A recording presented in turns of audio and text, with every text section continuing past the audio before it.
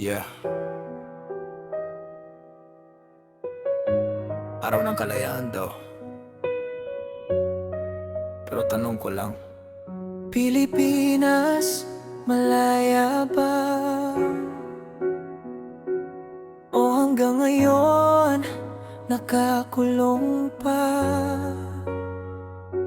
Bandila natin mataas sa kalangitan, pero bakit marami pa ring nahihirapan? Sabi nila tayo'y malaya na,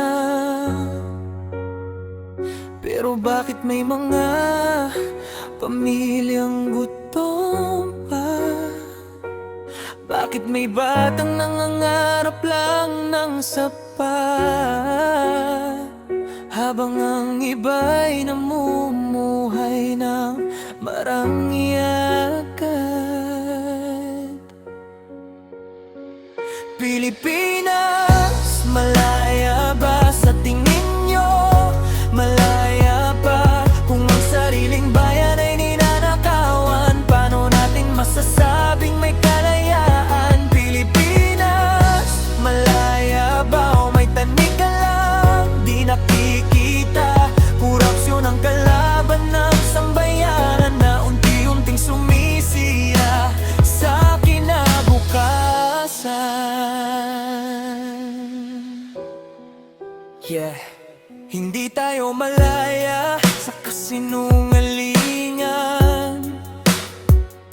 Hindi tayo malaya sa pang-aabuso ng kapangyarihan.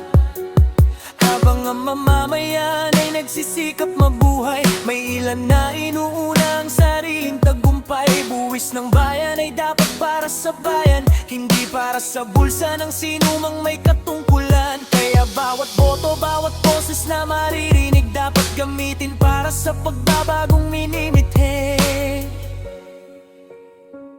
Pilipinas, malaya ba sa tingin nyo?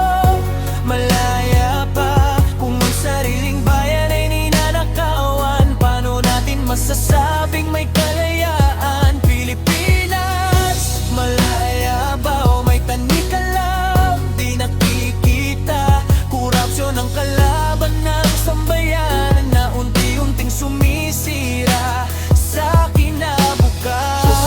Hindi mahuli ang lahat, pag-asa hanggat may taong tapat. Ang tunay na kalayaan ay hindi lang ipinagbiriwang, ito'y pinaglalaban at pinangangalagaan. Mahal ko ang Pilipinas, kaya ako nagtatanong,